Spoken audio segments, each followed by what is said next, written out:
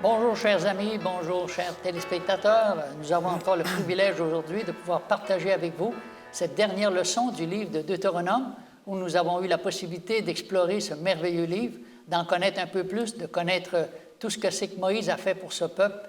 Et aujourd'hui encore, j'ai le privilège d'avoir avec moi Michael, que vous connaissez très bien, ainsi que Stéphanie.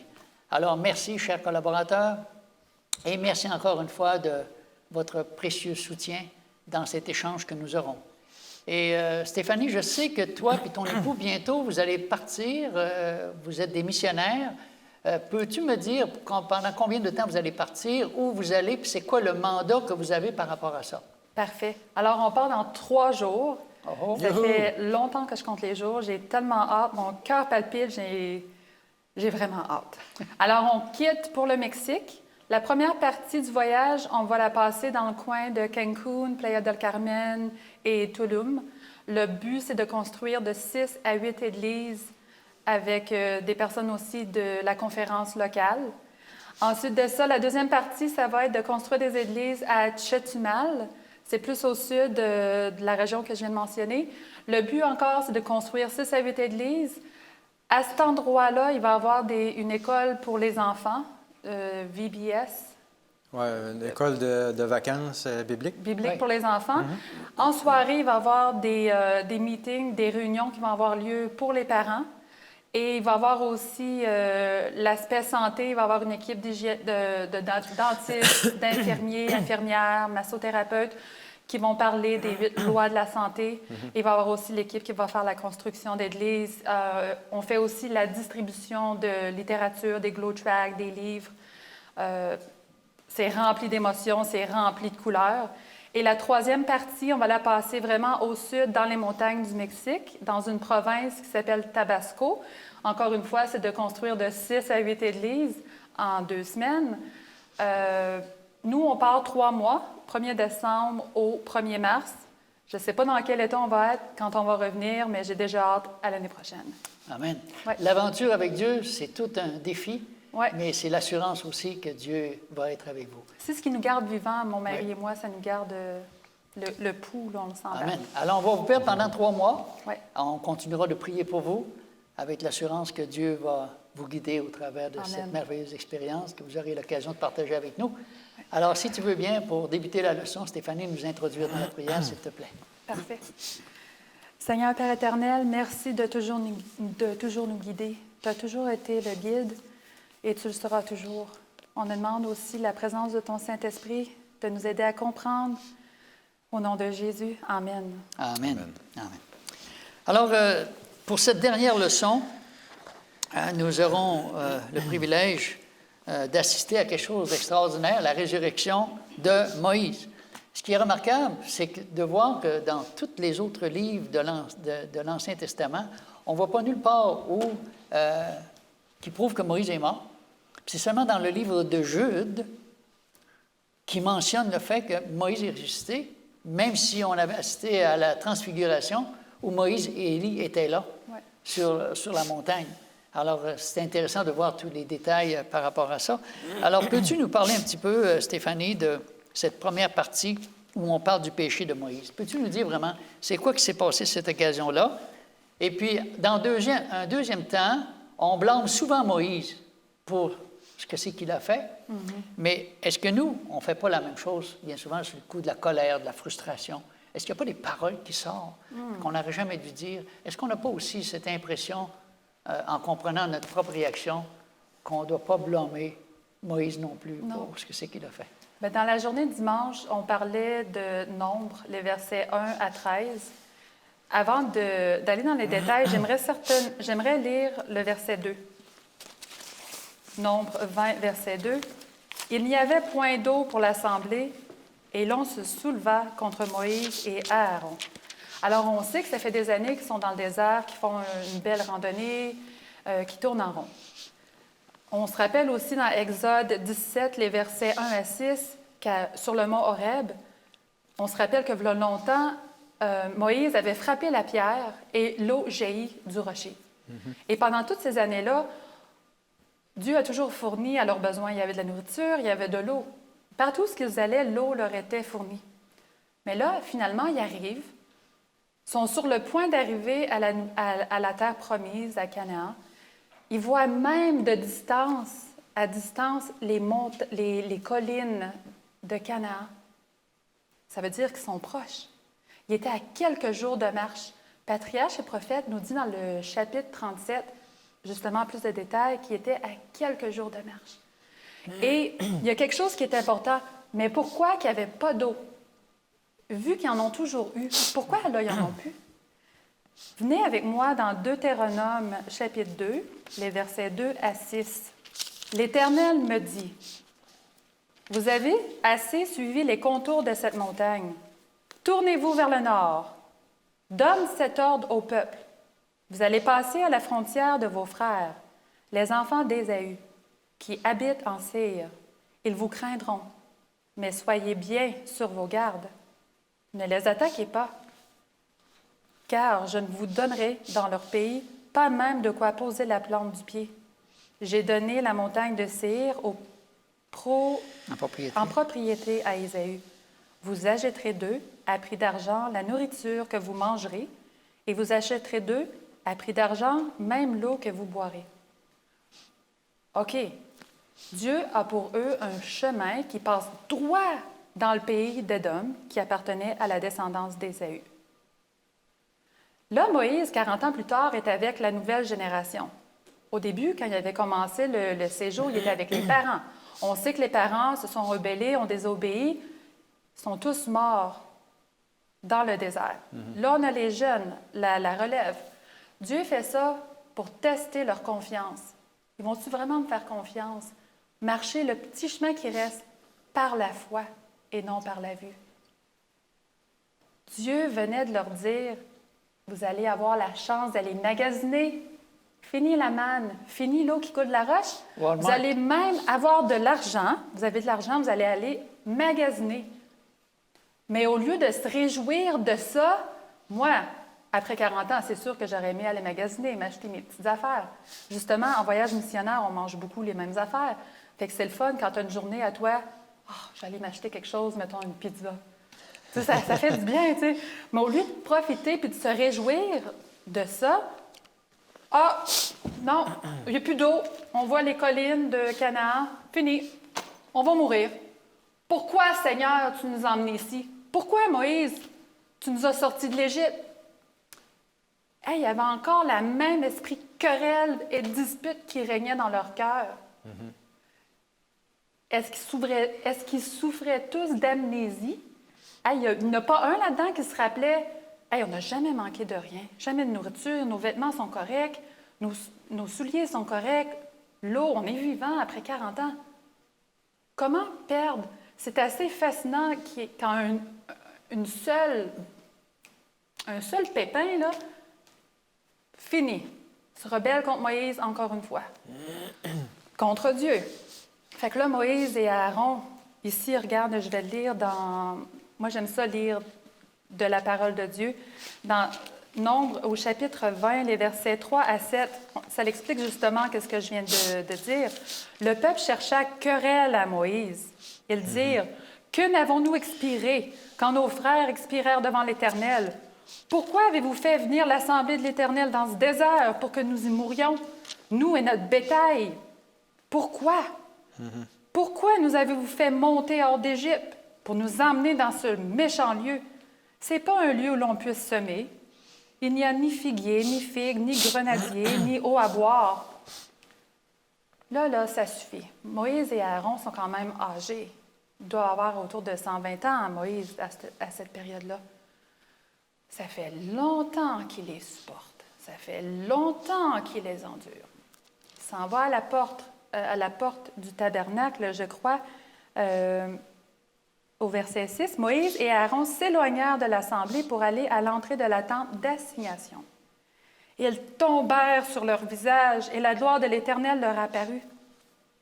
Alors eux, au lieu de chialer, se sont tournés vers Dieu.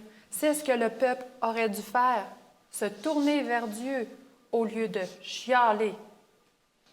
Verset 7. L'Éternel parla à Moïse et dit, « OK, prends la verge, convoque l'assemblée, toi et ton frère Aaron. Vous parlerai en leur présence au rocher, et il donnera ses eaux. Tu feras sortir pour eux de l'eau du rocher, et tu abreuveras l'assemblée et leur bétail. OK, parfait, Dieu a une solution. Il est encore en contrôle, contrairement à ce qu'il pense. Verset 9. Alors Moïse prit la verge qui était devant l'Éternel, comme l'Éternel lui avait ordonné. Moïse et Aaron convoquèrent l'assemblée en face du rocher. Mais là, j'arrête. Ils sont devant le rocher. Ils ont fait ce que l'Éternel a dit. Ils entendent chialer. Ils vont-tu arrêter de chialer? Bande de rebelles, Moïse dit au verset un petit peu plus loin dans la partie B. Écoutez donc, bande de rebelles, bande de petits fatigants qui n'arrêtaient pas de chialer. Faut-tu que je vous donne de l'eau moi-même du rocher? Ça suffit, c'est assez. Allez-vous finir par comprendre. Là, Moïse, là, il a pété sa coche. Il l'a pété solide. Devant toute la multitude. J'imagine les gens qui étaient bouche bée parce que Moïse, c'était l'homme le plus patient au monde, nous dit-on. Wow, t'es patient, toi, le leader, tu pètes ta coche. J'imagine l'assemblée toute. Oh, je le savais. Lui et ses magouilles. Tu sais, ça leur donnait une raison d'excuser leur péché. Le chapitre 37 de Patriarches et Prophètes nous dit au chapitre 37, même si Moïse avait raison, oui, il était tannant, il était rebelle, il chialait.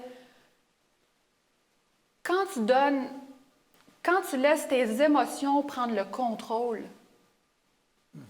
tu perds le contrôle. Oui.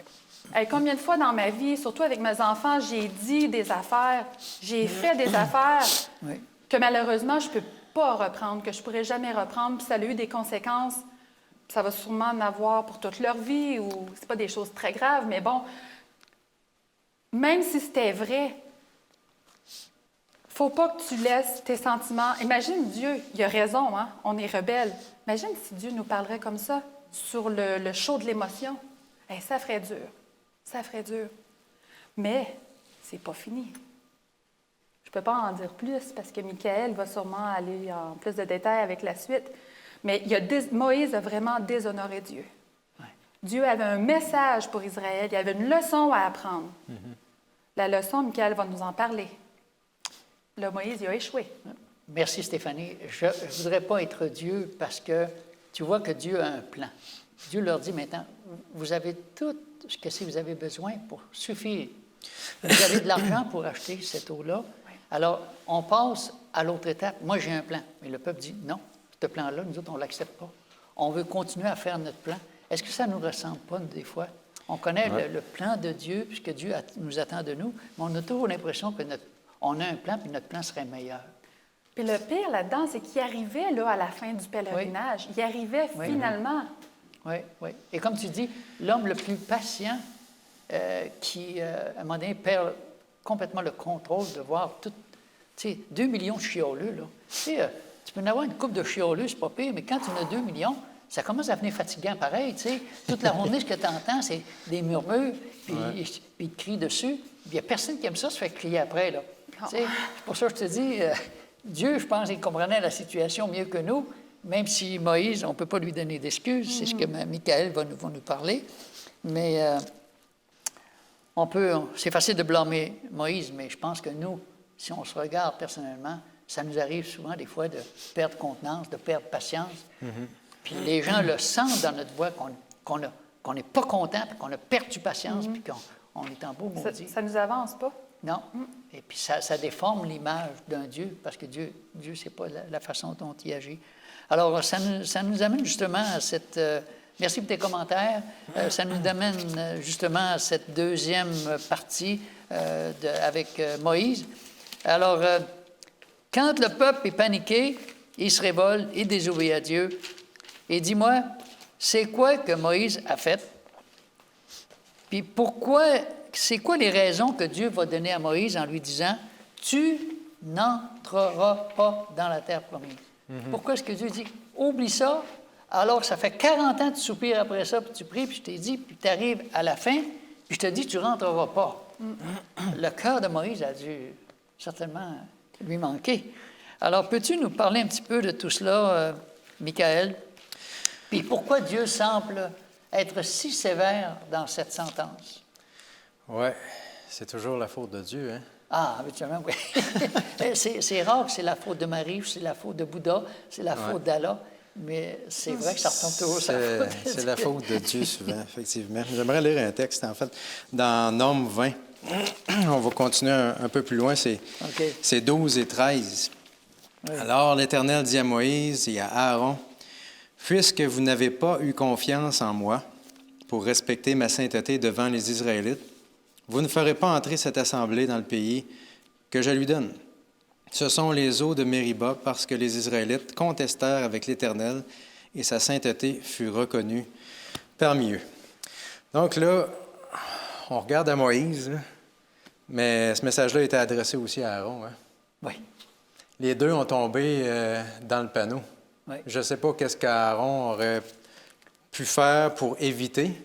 Certainement pas pour récupérer, mais les deux étaient impliqués. Puis Aaron, bien, il y avait déjà un historique qu'il suivait aussi avec l'histoire du veau d'or. On s'en souvient. Écoute, je ne sais pas comment c'est arrivé, là, mais j'ai jeté ça dans le feu, puis pouf, le veau est arrivé. Écoute, c'est pas de ma faute, mais c'est ça.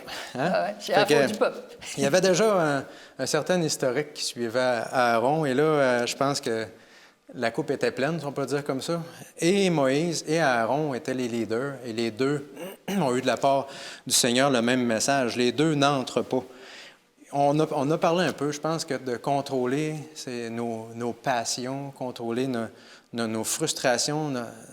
On peut être impatient avec tellement de raisons dans la vie. Écoutez, si c'est pas à la maison, ou si c'est pas sur la route, ou si c'est pas au travail, l'ennemi va toujours trouver une manière de titiller. Hein? Tu sais, quand on connaît bien quelqu'un, moi, j'aime ça agacer des fois les gens un peu, là, pas pour leur faire perdre patience, mais hein, pour les voir réagir. Et je connais bien ma femme. Ma femme est patiente, là, mais moi, je suis capable de la faire sortir un peu de sa zone de confort. Tu sais. Fait que c'est ça, l'ennemi nous connaît tellement bien, ça fait 6000 ans qu'il nous observe en tant qu'être humain, là, puis là, il sait comment ça marche. On a toutes des faiblesses, un ou l'autre, et le Seigneur a un message clair. Il dit, premièrement, vous n'avez pas cru en moi. Quel verset, ça? Quand il va lui dire au verset 12 et 13. Oui, vous n'avez pas cru en moi. C'est ça, vous n'avez pas cru en moi. Donc, un manque de foi a des graves conséquences. C'est ce que j'entends de la part du Seigneur. Vous n'avez pas cru en moi. Je pense que ça s'applique à tout le monde, mais en particulier pour ceux qui dirigent, que ce soit dans ce temps-là, le peuple, ou aujourd'hui l'Église. Les leaders doivent être des gens qui croient au Seigneur et qui montrent l'exemple à suivre. Comment voulez-vous, est-ce qu'on entre en terre promise si le leader ne croit pas en celui qui les dirige?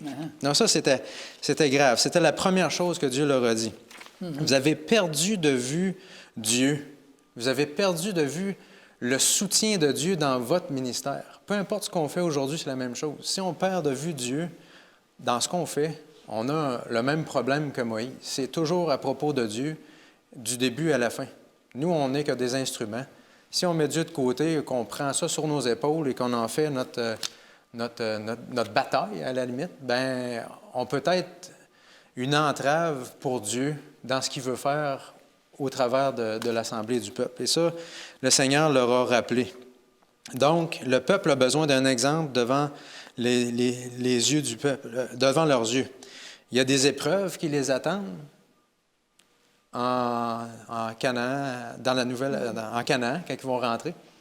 Il y a des épreuves qui les attendent, et s'ils ont besoin de foi, c'est bien quand on a des épreuves. Et là, ce n'est pas avant d'entrer qu'il faut flancher. Deuxième chose, vous n'avez pas sanctifié devant le peuple.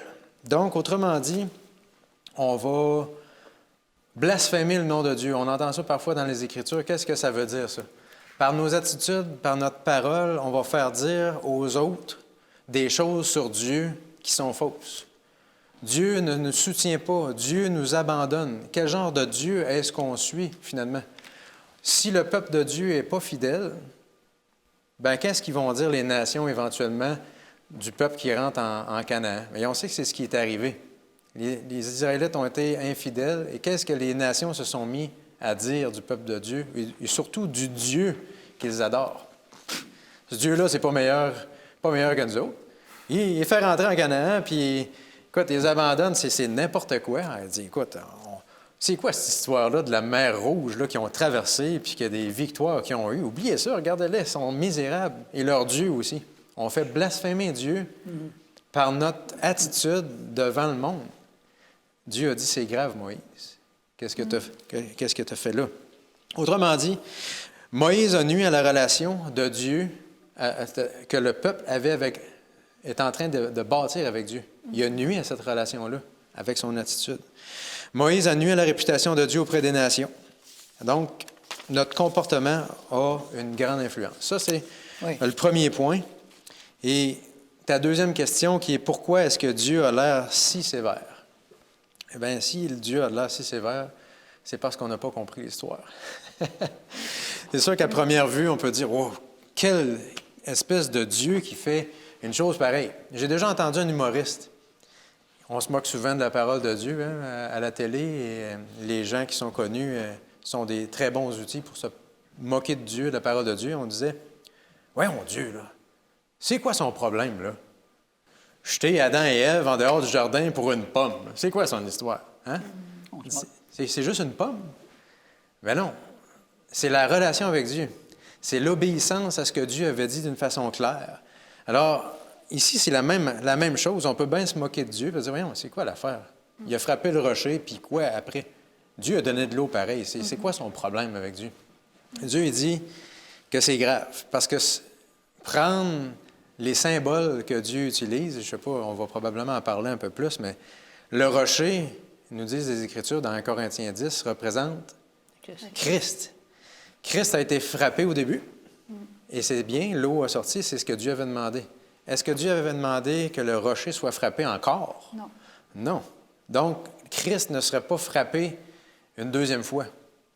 Une seule fois, Christ allait mourir à la croix et allait offrir sa grâce. Il fallait ensuite parler au rocher. Lorsqu'on a accepté Christ comme notre Sauveur, on vient auprès de lui, au nom de Jésus, et on parle à Dieu. Dieu est très sérieux avec les symboles qui représentent le plan du salut. On a juste à penser à Uzzah, qui a étendu sa main sur l'arche de l'Alliance alors que David voulait ramener ça comme un cow-boy. Dans la charrette en arrière, pas de problème, on s'en va à Jérusalem. Uzzah étend sa main, il tombe mort parce qu'il a touché à l'arche de l'Alliance. Ce n'était pas le plan de Dieu. Nadab et Abihu, qui ont entré avec du feu étranger à l'intérieur du sanctuaire, sont morts comme ça. Ça touche au sanctuaire, on touche au plan du salut. Donc Dieu dit, écoutez, faites très attention à comment vous utilisez les symboles que j'utilise pour illustrer le plan du salut.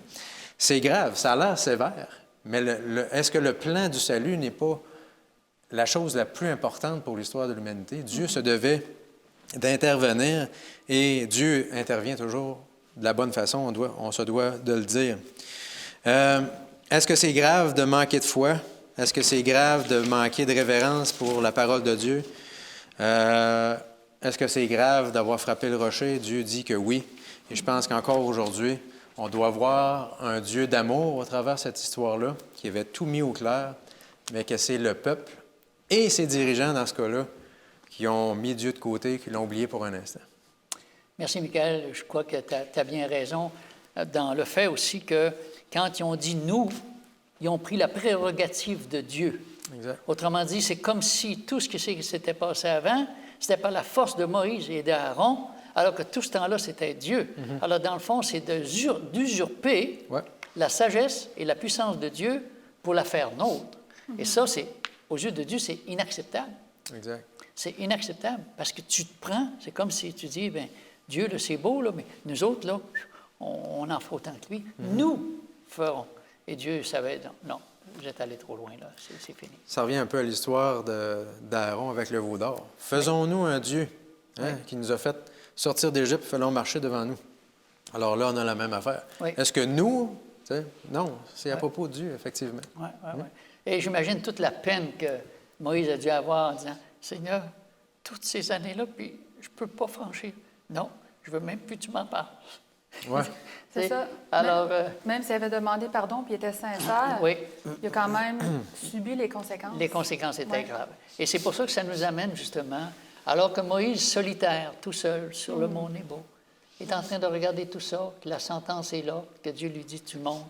Maintenant, qu'est-ce que c'est que Dieu va faire pour rassurer Moïse par rapport au fait qu'il se sente vraiment coupable, ou peut-être même qu'il pense que son cas est désespéré d'avoir dit une telle chose. Là, il réalise qu'il est tombé dans un piège terrible et qu'à cause de ce moment d'impatience, qu'il a comme vraiment... il a perdu le contrôle, mais en même temps, il a comme sali le nom de Dieu. Ouais. Il devait se sentir terriblement misérable. Qu'est-ce que Dieu a fait pour que Moïse soit rassuré par rapport à la façon dont Dieu va diriger les choses? Imaginez-vous, vous avez dédié votre vie, la majorité de votre vie au service de l'Éternel. Ouais. Cette leçon-là, ça a été ma préférée du trimestre, spécialement cette journée-là, le mardi. Alors Moïse est à la fin de sa carrière, ça se termine avec une belle échec. Dieu a une dernière mission pour lui, et c'est dans Deutéronome 34. Dieu a une dernière mission pour lui et il sait qu'il doit aller seul sur la montagne et il sait très bien qu'il doit mourir seul aussi. Alors, à l'âge de 120 ans, il a encore l'énergie d'un homme plus jeune. Il commence à escalader la montagne. Il la monte jusqu'en haut. Il était tellement déchiré, il avait tellement le cœur lourd. Juste l'idée d'être séparé d'un monde fatigant. Son peuple qui était tannant, il l'aimait. Combien de fois avant, dans le passé, il a dit « Seigneur, prends ma vie, Seigneur, épargne-les ». Il les aimait vraiment d'un amour. Oui. Puis là, il s'en va seul, il est arrivé sur le top de la montagne, il s'assit, il réfléchit. Hey, j'ai tout fait ça. Il revoit tout le temps qu'il a passé en Égypte, dans le palais. Il revoit le temps qu'il a passé à être berger pour Jéthro. Il revoit comment il a sorti les enfants d'Israël de l'Égypte. Il revoit tout ça. Ah, mais c'était-tu un échec, finalement? C'était-tu en vain? Mais là, Dieu, il n'a pas fini avec Moïse. J'imagine Moïse se lever debout, puis là, il regarde et Dieu lui donne une vision. Il peut voir toute la terre promise de Canaan. Non seulement il peut voir la terre promise, mais Dieu lui donne comme des lunettes spéciales, panoramiques de l'histoire. Il l'amène dans le futur. Il voit comment les enfants vont se rebeller encore et encore. Il voit à quel point ça va être tellement grave qu'ils vont être dispersés à travers toutes les nations païennes. Il voit encore plus loin que ça. Il voit même l'Empire romain être au contrôle du peuple. Ça va même plus loin. Il voit même le premier avènement de Jésus. Il voit Jésus à Bethléem. Il entend les anges chanter pour les bergers. Il voit l'étoile qui guide les rois mages. Il voit Jésus grandir à Nazareth. Il voit Jésus, lui aussi, se faire chialer après. Lui aussi, il voit Jésus se faire humilier à tour de bras. Il voit Jésus se faire moquer, se faire maltraiter, se faire cracher dessus, se faire trahir par un de ses disciples. Traité de démon. Il voit Jésus encore plus loin que ça sur la croix, en train de mourir. Il voit Jésus dans la tombe de Joseph. Il voit même Jésus ressuscité. Il voit même son ascension au ciel. Il voit les portes s'ouvrir. Jésus entre. La mission est accomplie. Amen. Ça va même plus loin. Patriarche et prophète nous dit dans le chapitre 43 qu'il voit même qu'est-ce qui semble être le deuxième Éden. Il voit la nouvelle terre. Il voit un monde restauré, sans péché, sans larmes, sans souffrance. Puis là, j'aime m'imaginer que Dieu lui met la main sur l'épaule. C'était pas en vain que tu as travaillé pour moi. Alors, regarde, il a vu les disciples de Dieu même. Il a vu l'ère chrétienne. Il a tout vu ça. Il a vu que le sacrifice, Jésus qui revient, le triomphe de Jésus, puis c'est pas mission perdue. Oui, il est mort. Il est mort. Quand la fin de la vision, quand la vision prend fin, Patriarche Philippe, le prophète, il nous dit comme un combattant fatigué, il s'assoit, il s'allonge, il s'endort. Amen. Il s'endort en paix. La mission est accomplie. Amen. Et aussi ici, dans le chapitre 34, ça nous dit que oui, on sait que Moïse est monté sur le mont, mais Dieu le prend et va l'enterrer tout près du campement, Oui. dans une des vallées à Moab. Alors, c'est pas fini. Même après sa mort, on n'a jamais su son tombeau parce qu'il ne voulait pas que le monde tombe dans l'idolâtrie. Même avec sa mort, Dieu n'avait pas encore fini avec lui. 3 petits points. Amen. Amen, oui. Il a vu le plus beau film qu'on ne pourra jamais montrer concernant l'histoire de notre planète. Oui, mission Et accomplie. tout ce que c'est que Dieu a fait pour sauver un peuple, pour que ces gens-là puissent avoir accès au salut puis au ciel, à la vie éternelle. C'est une histoire émouvante, c'est une histoire incroyable. Et le cœur de Moïse a dû battre à plusieurs reprises quand il a vu tout ça, le péché dans le jardin d'Éden, puis quand il a vu Adam et Ève qui ont été chassés, il a vu son histoire, il a tout vu, là. Et puis, Moïse, quand il voit ce que Jésus a fait à la croix, il a versé des larmes, ça c'est certain. Puis ça dit qu'à la fin, il a eu comme tellement honte de penser que Dieu avait été un peu dur avec lui. Il dit qu'il a eu honte. Quand il a vu la fin, son cœur était submergé d'amour pour Dieu, puis de voir que le sacrifice de Jésus n'avait pas été fait en vain, puis que tout le travail qu'il avait fait n'avait pas été fait en vain. Amen. Et il s'est endormi, il s'est couché par terre, s'est endormi. C'est une histoire absolument merveilleuse, extraordinaire. Et c'est pour ça que on continue un petit peu avec cette histoire maintenant. Les 3 petits points, comme tu as parlé. On va transférer les 3 petits points à Michael pour dire que qu'est-ce qu'on peut dire de la vie de Moïse et de l'analyse qu'en fait le Nouveau Testament. On retrouve ça dans Deutéronome 34. Qu'est-ce qui nous permet de dire que Moïse est vraiment ressuscité? Parce qu'on peut le dire, mais est-ce qu'il y a des gens peut-être qui n'ont pas d'idée où on trouve ça dans la Bible? Et en quoi le récit de Moïse nous permet de comprendre la profondeur du plan du salut? Alors, sur ces 3 aspects, Michael, est-ce que tu pourrais, s'il te plaît... Faire ce cours. Oui. Non, il nous reste encore 30 minutes. OK, c'est bon. Parce que c'est trois grosses questions. C'est mais seulement 3 petits points. Oui, oui. En fait, qu'est-ce qu'on peut dire de la vie de Moïse? L'analyse qu'en fait le Nouveau Testament, en fait, quand on regarde le Nouveau Testament, on nous présente justement un homme patient. On nous présente un homme de service. On nous présente un homme qui aimait Dieu, qui aimait le peuple. On nous présente un homme qui avait préféré la mort, comme on disait tantôt, la mort éternelle, plutôt que la destruction du peuple. Et ça, on nous présente un homme, finalement, qui avait vécu un peu l'expérience de Jésus. Oui. Parce que Jésus a préféré prendre le risque de disparaître à tout jamais plutôt que qu'on n'ait pas au moins l'opportunité de choisir la vie éternelle. C'est une image de Jésus. Donc, c'est incroyable. L'amour que Moïse avait, c'est ça.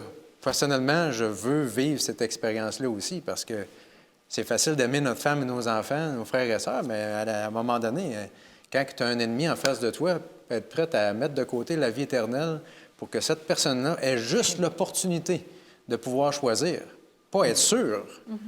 C'est quelque chose. On sait que ça va être un reste. Donc, un homme qui a vécu une expérience extraordinaire. Et ça nous présente un homme, justement, qui a la même nature que nous. Parce que le péché dont on parle, de frapper le rocher 2 fois au lieu de lui parler, bien, ça nous montre que c'était un homme qui était possible qu'il pêche, qu'il crée les mêmes erreurs qu'aujourd'hui on peut commettre. On ne nous présente pas Moïse comme un super-héros. C'est un homme comme vous et moi. Donc, nous aussi, on a la possibilité de choisir d'honorer Dieu ou de donner un mauvais message, qu'on soit leader ou non, finalement. Et le Nouveau Testament aussi nous présente Moïse comme ayant autorité. Parce que les pharisiens, c'était la loi de Moïse. Et il y avait raison aussi de dire que les écrits de Moïse avaient une certaine autorité par rapport à la tradition, cette soi-disant tradition orale, c'est une autre chose, on n'en parle pas, mais on parle d'écrits. Et d'ailleurs, Jésus lui-même s'est référé aux écrits de Moïse comme étant inspiré, comme un prophète, comme un homme important dans l'histoire. Donc, Moïse, là, c'était pas un nobody. Là. Le Nouveau Testament est clair. Qu'est-ce qui nous permet de dire qu'il est ressuscité? On va lire un verset dans Jude, justement, au verset 9. Jude 9. Ça nous dit, « Or, lorsqu'il discutait avec le diable, il lui disputait le corps de Moïse. L'archange Michel n'a pas osé porter de jugement insultant contre lui, mais a dit que le Seigneur te punisse. » Là, on voit ici qu'il y a un combat. Un combat entre l'archange Michael, qui se trouve être finalement le nom que Dieu porte aussi. Et on a l'ennemi qui est là, il se bataille le corps de Moïse. Et on sait que Moïse est mort au sommet de la montagne. Et là, pourquoi est-ce qu'il se bataillerait le corps? Et on sait dans Luc 9, on pourrait lire peut-être aussi ce passage-là. Je voulais vous lire le passage 28 à 33. OK. Environ 8 jours après avoir dit ces paroles, Jésus prit avec lui Pierre, Jean et Jacques. Il monta sur la montagne pour prier. Pendant qu'il priait, l'aspect de son visage changea et son vêtement devint d'une blancheur éclatante. On parle de Jésus, là. Et voici que 2 hommes s'entretenaient avec lui. C'était Moïse et Élie. Demandez-moi pas comment ils ont fait pour le reconnaître. Ouais. Alors qu'ils ne vivaient pas du tout à la même époque. Peut-être que leur nom a été prononcé, peut-être que j'en sais rien. Mais chose claire, Luc, qui était un médecin, savait faire la différence entre un mort et un vivant. Oui. Et Moïse était vivant. Et on a vu tantôt dans Jude 9 qu'il y avait un combat par rapport à Moïse. Si on lit les écrits inspirés aussi, on voit d'une façon claire que c'était la résurrection de Moïse dont il était question dans Jude 9. Donc, ce que Stéphanie nous a présenté tantôt, que le soldat Moïse s'est endormi dans la mort, ça n'a pas duré longtemps.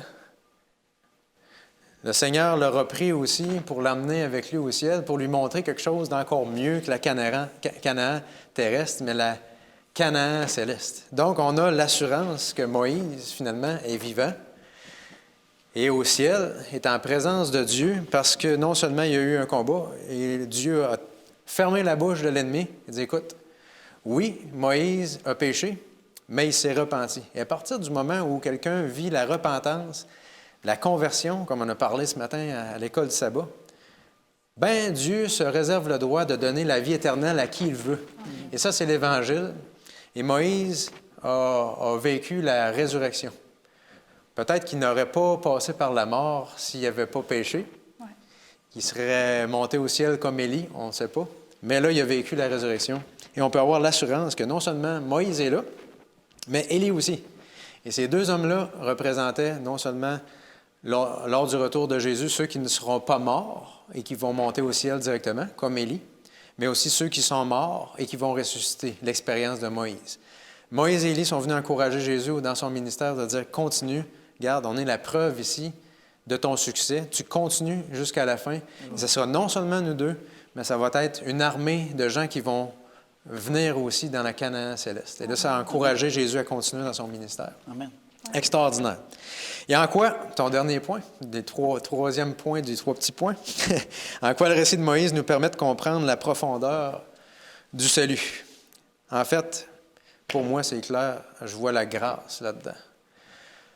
On n'a pas besoin d'avoir de hautes études pour comprendre que Dieu nous aime et Dieu veut nous relever lorsqu'on tombe.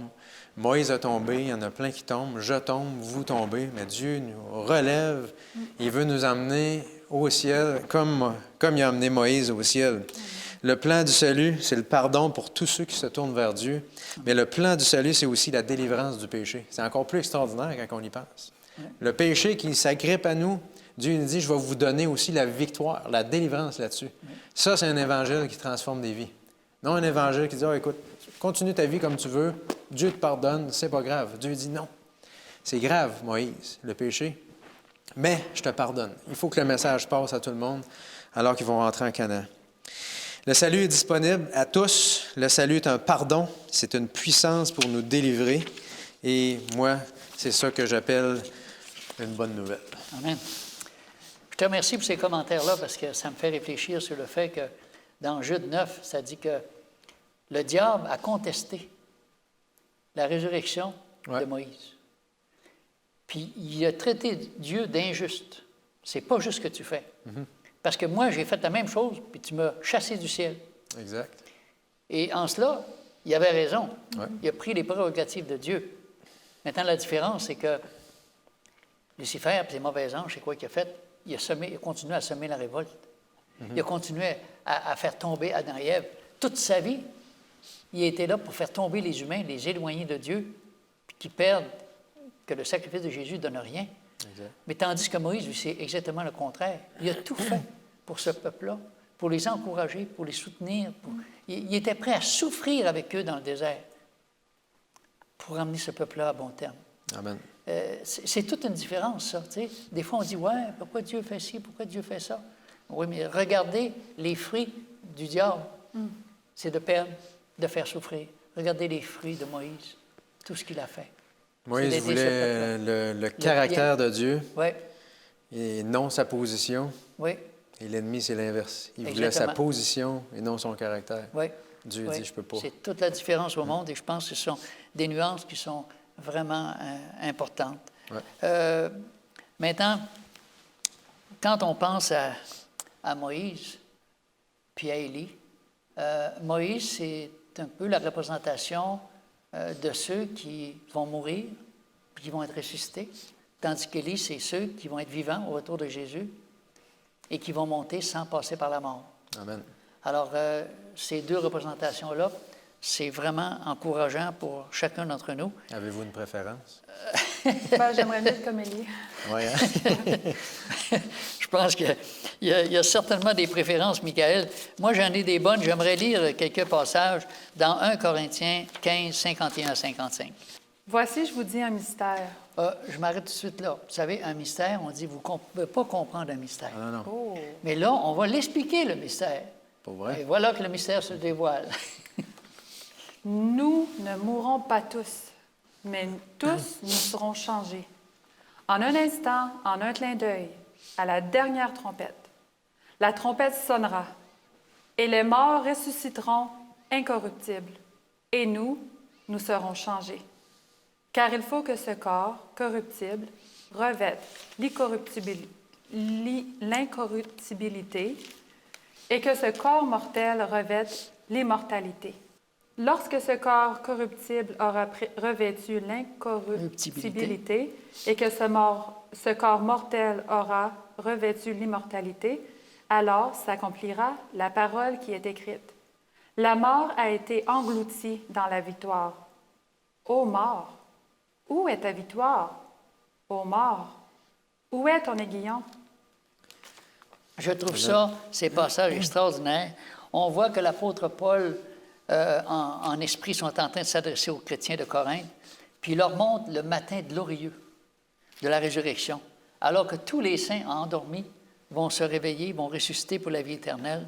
Et ces paroles-là, elles sont extraordinaires. Dieu nous dit, cette parole-là, elle est maintenant accomplie. Amen. Jésus, en ressuscitant, il nous donnait la garantie que nous aussi, on allait ressusciter. Et en plus, il nous montre qu'est-ce qu'il a fait avec Moïse. Il dit, regardez, c'est rien pour Dieu là, de ressusciter un corps. On ne sait pas si Moïse a été mort 1 heure, 1 jour, 1 année ou 300 ans. Ça n'a aucune importance. Il dormait. Alors, quand tu dors, tu ne t'aperçois pas de rien. C'est ça. Et l'apôtre Paul aussi nous rappelle dans ce passage qu'on vient de lire que c'est une victoire glorieuse qui attend les chrétiens qui vont avoir été fidèles. La vie, il l'emporte sur la mort. Exactement. Amen. Et l'apôtre, qu'est-ce qu'il faisait? Il cherchait à ce que les Corinthiens fixent leur attention sur ce que c'est qui élève l'âme, pour nous détourner finalement de l'égoïsme, de tous ces plaisirs charnels que les Corinthiens couraient après, en disant, regardez, Dieu réserve quelque chose de tellement plus beau, tellement plus extraordinaire. Alors, en même temps qu'il leur disait ça, il y avait une exhortation. Pourrais-tu nous lire cette exhortation dans 1 Corinthiens 15, 58, Michael? Oui. Ainsi, mes frères et sœurs bien-aimés, soyez fermes, inébranlables. Travaillez de mieux en mieux à l'œuvre du Seigneur, sachant que votre travail n'est pas sans résultat dans le Seigneur. Qu'est-ce que Paul est en train de faire ici? Il les suppliait de rester fidèles à leur vocation chrétienne, comme Dieu le fait pour chacun d'entre nous maintenant, de rester fidèles en nous accrochant aux promesses extraordinaires que le Seigneur est en train de faire. On dit souvent que la mort, c'est rien pour les chrétiens.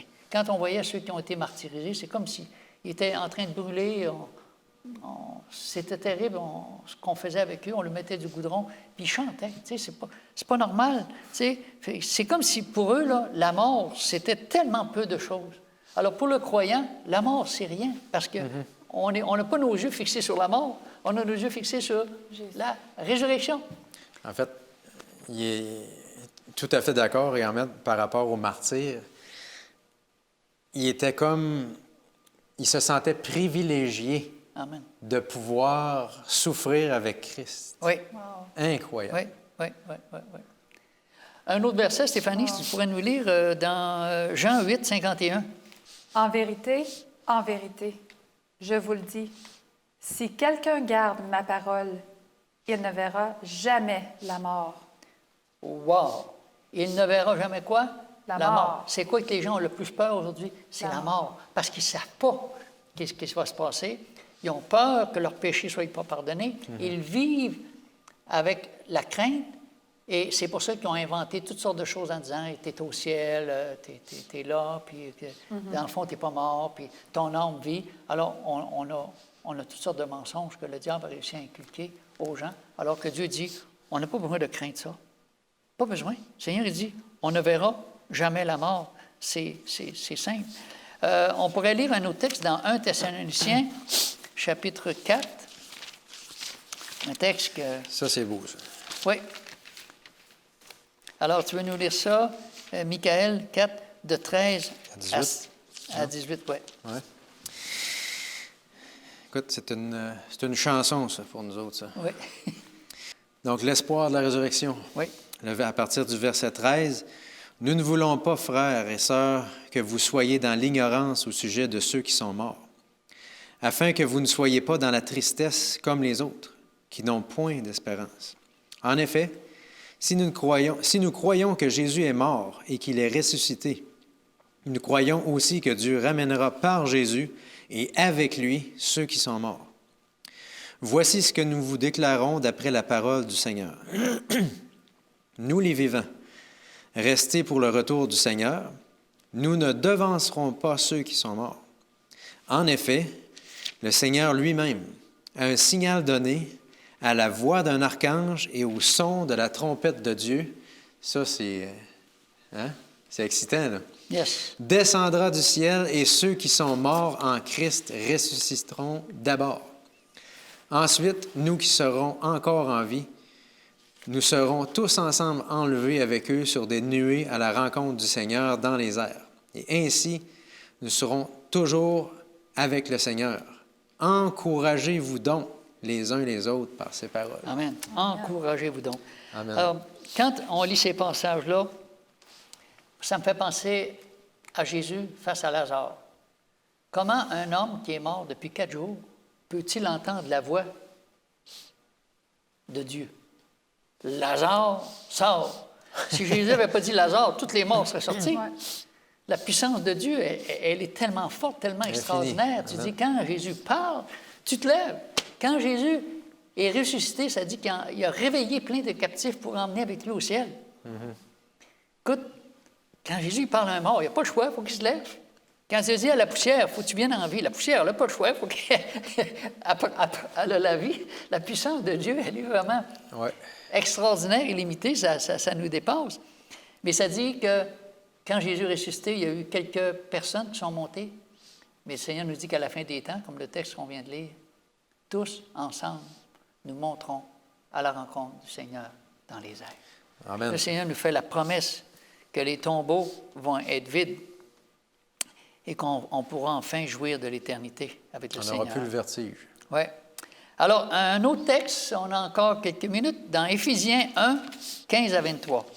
C'est pourquoi moi aussi, ayant entendu parler de votre foi au Seigneur Jésus et de votre charité pour tous les saints, je ne cesse de rendre grâce pour vous, faisant mention de vous dans mes prières, afin que le Dieu de notre Seigneur Jésus-Christ, le Père de gloire, vous donne un esprit de sagesse et de révélation dans sa connaissance, et qu'il illumine les yeux de votre cœur pour que vous sachiez quelle est l'espérance qui s'attache à son appel, quelle est la richesse de la gloire de son héritage qu'il réserve aux saints, et quelle est envers nous qui croyons l'infinie grandeur de sa puissance, se manifestant avec efficacité par la vertu de sa force.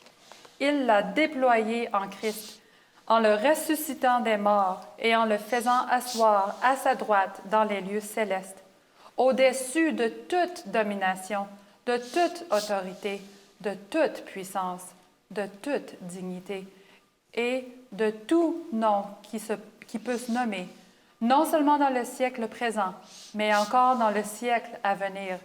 Il a tout mis sous ses pieds et il l'a donné pour chef suprême à l'Église, qui est son corps, la plénitude de celui qui remplit tout en tous.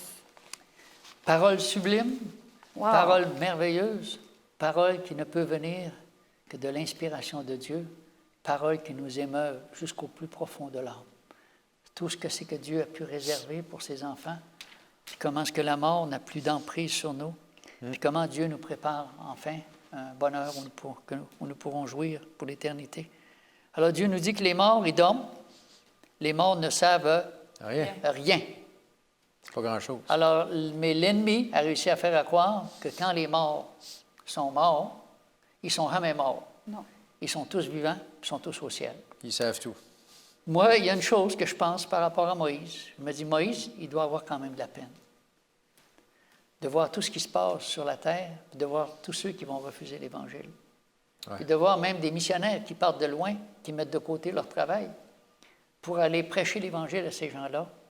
Puis il y a des gens qui vont le rejeter en pensant que ça ne vaut pas la peine. Il doit avoir la peine Ouais. de voir tout ça, mais je crois que sa joie a transcendé tout cela en voyant la fin, parce que la fin se termine d'une façon merveilleuse et extraordinaire. Amen. Alors, sur ce, on va terminer. On vous remercie, chers téléspectateurs, d'avoir bien voulu participer encore une fois avec nous à cet échange que nous avons eu, en espérant que chacun recevra une bénédiction spéciale et surtout avec cette assurance que Jésus revient bientôt, que les tombeaux vont s'ouvrir, parce que Jésus est ressuscité, nous ressusciterons aussi avec lui. Amen. Et que Dieu nous réserve quelque chose qui est au-delà de toutes nos espérances, mais que Dieu a préparé pour ceux qui l'aiment et qui veulent faire sa volonté. Alors, si tu veux bien, Michael, nous introduire par une dernière prière, s'il te plaît. Ouais. Notre Dieu, notre Père, merci pour cette étude de cette semaine. Merci pour l'école du sabbat.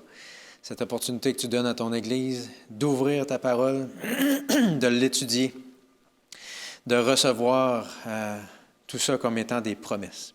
Et comme mon frère Jean-Guy vient de le présenter, nous s'accrochons à cette promesse de ce qu'un jour, très bientôt, tu vas revenir et que les morts en Christ vont ressusciter. Et que tous ensemble, nous irons te rejoindre dans les airs. Et nous ferons ce chemin vers la Canaan céleste. Enfin, on pourra être avec toi pour l'éternité. Seigneur, prépare-nous pour ce jour. On voit que Moïse est un homme comme nous, qui avait des faiblesses. Nous aussi, on a des faiblesses. On prie pour que tu nous fortifies, que tu nous transformes et qu'on soit à même d'être ces agents de changement à travers le monde, des chrétiens avec une vie contagieuse, remplie de la puissance de ton esprit et que les gens puissent voir Jésus à travers de nous. Amen. C'est notre prière, nous t'en prions au nom de Jésus. Amen. Amen. Amen. Bonne semaine, chers téléspectateurs. Merci d'avoir été avec nous et nous sommes assurés que vous recevrez une bénédiction tout à fait particulière. Et bientôt, nous aurons l'occasion de nous revoir pour d'autres échanges. Que Dieu vous garde. Au revoir.